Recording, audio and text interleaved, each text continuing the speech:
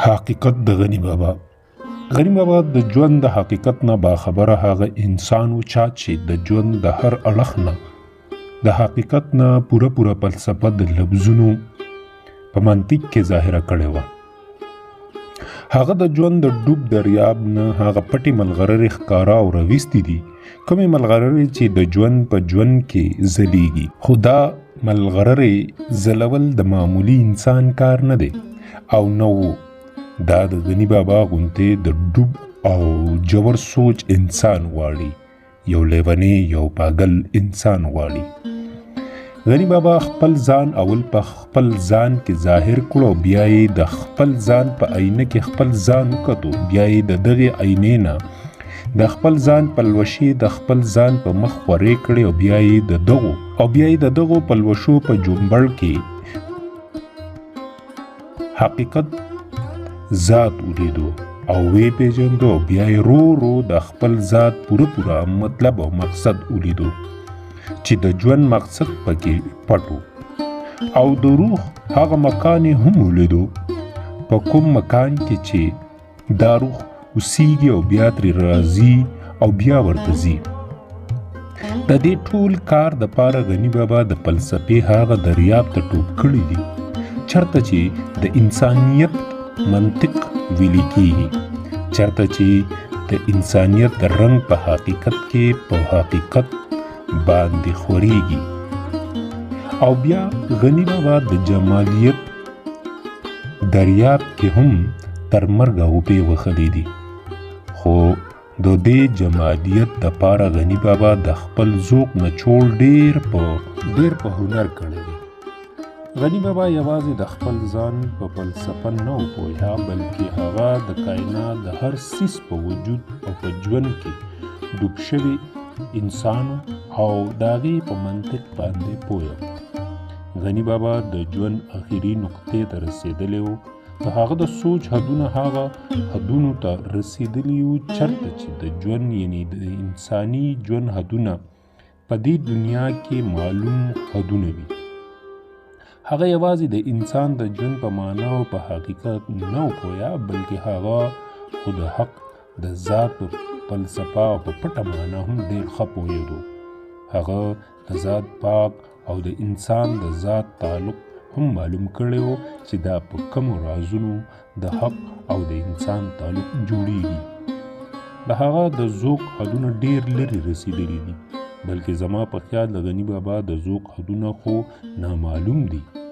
د هغه د ذوق بنیادی اصول د هغه اول ځان کې ذوق و چې هغه ډېر په ښه معنا پیژندلی و. زما زړه وایي چې غنی بابا د الله تعالی د طرفه هغه باذوقه، باضمیره، باظرفه او عقل سلیم او قلب سلیم لرونکي او با حسن کمال انسان چې بل به څوک بیا د هغه غوندې په پوښتنو کې را نشي. غنی بابا د ژوند ټوله فلسفه د شاعرۍ په لفظونو کې په پیچیده انداز کې قید کړې ده چې هر څوک پرې نه پوهیږي او نه څوک دا تصور کولی شي چې غنی بابا د غلطه وینا کړې ده. او که څوک هغه ته غلط وایي نو دغه انسان اول یې خپل ځان نه دی پیژندلی، یا چې کم دی د عشق په معنا، مطلب او په جوړوالي او وجدان نه پوهیږي. غنی د روح سازونه باقاعده اورېدلي دي، هغه د سړي په اوازونه هم اورېدلي دي، هغه د احساس چغه هم اورېدلې ده او هغه د نظر نه وینا هم اورېدلې ده. هغه د حسن په ژبه هم پوه و، ولې چې هغه و د حسن نظر مالک.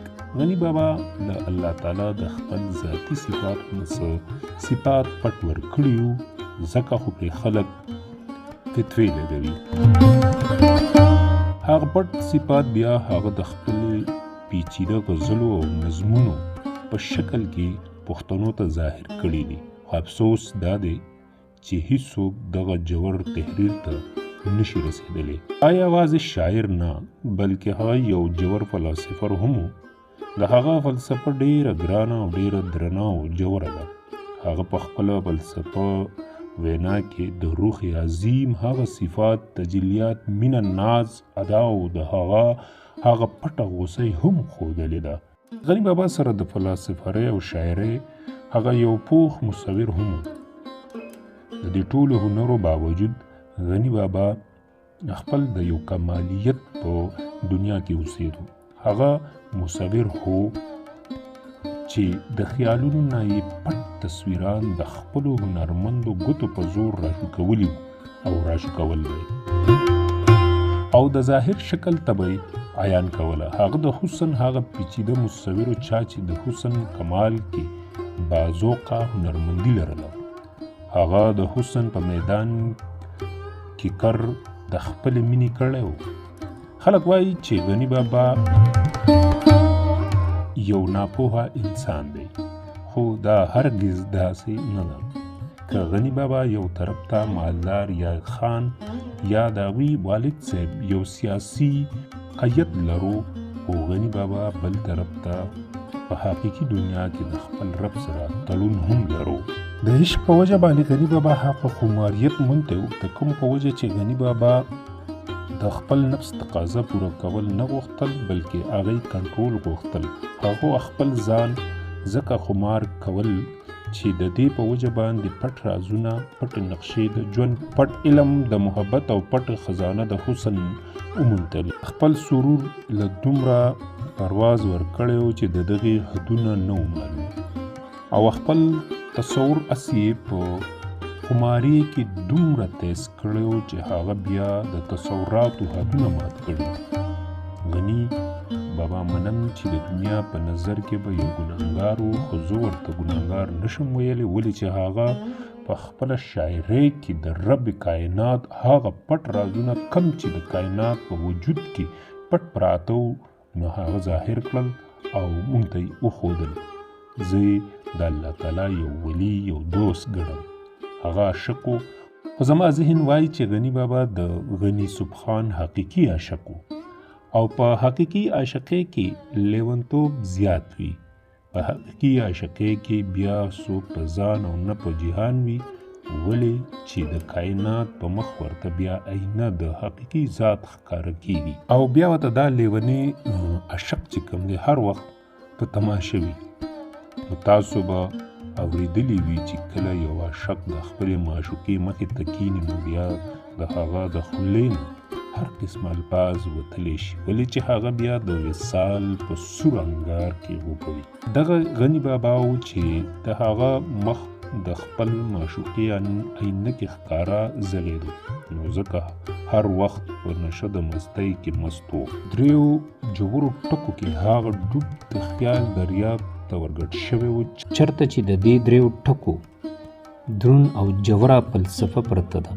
هغه د دغې دریاب نه د دې دریو ټکو فلسفه راوچته کړه او د خپل تخلیق په منطق کې ګیره کړه چې لا تر اوسه پورې خلک پرې نه پوهېږي. غني بابا د خپل د روح د اواز نه هر وخت باخبره و.